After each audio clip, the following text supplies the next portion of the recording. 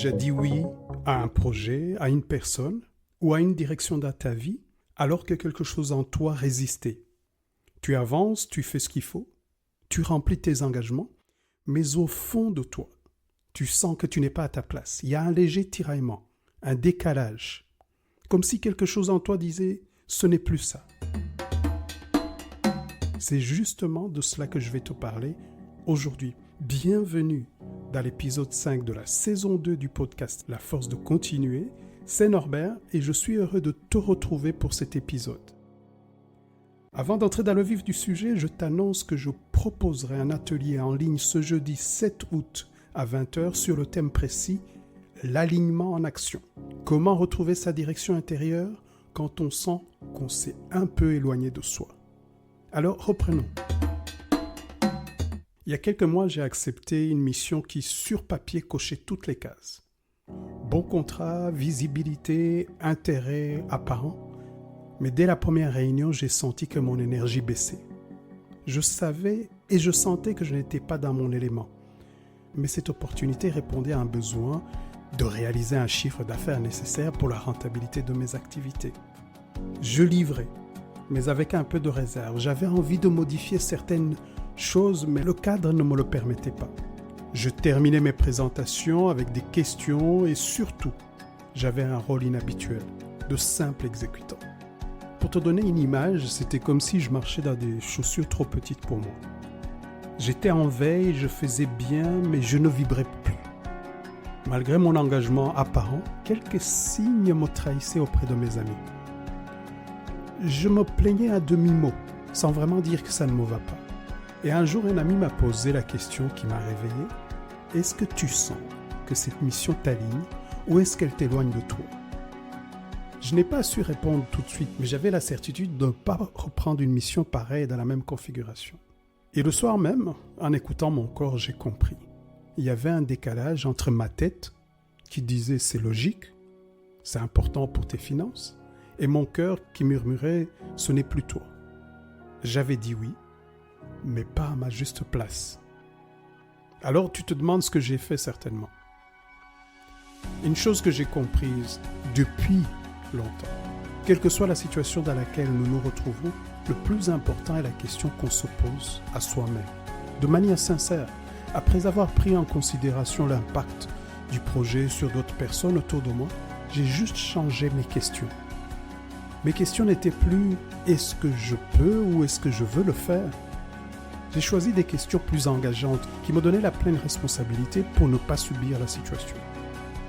Alors mes questions sont devenues « est-ce que je veux vraiment être cette version de moi dans ce projet ?» Et l'autre question était « comment rester aligné pour quelques mois du projet pour le terminer avec succès ?» J'ai écrit toute une page dans mon cahier magique, c'est mon cahier des idées. J'ai pris 3 décisions à mettre en action dès le lendemain. Et j'ai écrit un email bienveillant et direct au responsable du projet. J'étais de nouveau aligné, j'avais changé mon attitude en 30 minutes sur une situation qui durait depuis quelques mois. Peut-être que toi aussi tu vis ce genre de tiraillement. Tu fais bien ton boulot, tu es fiable, engagé et présent, mais ton corps te parle autrement. Tu respires moins bien, tu dors mal, tu procrastines ou tu t'agites. Là, je te parle du travail, mais ça peut être aussi dans le domaine social, amical ou privé.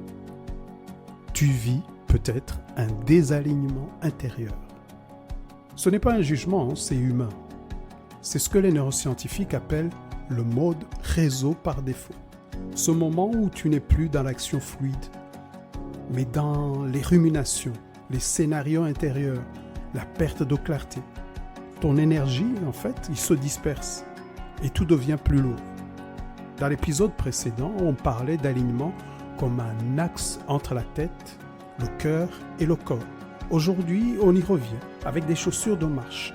On parle d'alignement en action. Alors, je te propose une pause et quelques questions simples. Tu peux y répondre maintenant ou plus tard, mais je t'invite à les ressentir dans ton corps. Est-ce qu'il y a une mission, un engagement, une relation qui t'éloigne de toi? Est-ce qu'il y a un oui que tu as donné mais que tu sens glisser contre toi comme un vêtement mal coupé. Et si tu continues comme ça pendant 3 à 6 mois, voire 1 an, que se passera-t-il? Que va-t-il s'éteindre en toi ou se durcir? Maintenant, je te propose aussi d'autres questions. Qu'est-ce qui récemment t'a nourri? Qu'est-ce qui t'a reconnecté à ton axe, même brièvement?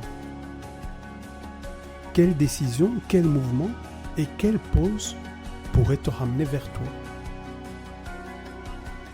Ceci pour te dire que l'alignement n'est pas un luxe, c'est une nécessité pour durer. Et tu n'as pas besoin de tout révolutionner pour ça. Tu peux commencer par observer et dire un non ou un vrai oui, par ralentir, par écouter ton corps. Il sait avant toi quand tu n'es pas dans la bonne direction.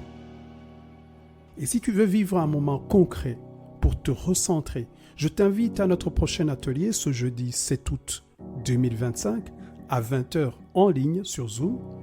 Le lien est dans la description. Tu n'y trouveras pas de recette magique, mais un vrai espace, un souffle, une occasion d'écouter ce que ton corps, ton cœur et ta tête essaient peut-être de te dire depuis un moment.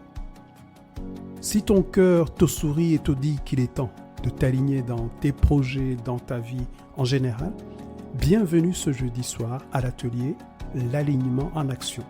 Nous nous retrouvons également lundi prochain pour l'épisode 6 de ce podcast. Et d'ici là, choisis un petit pas, un seul, qui te reconnecte à toi. À très vite et surtout, garde en toi la force de continuer.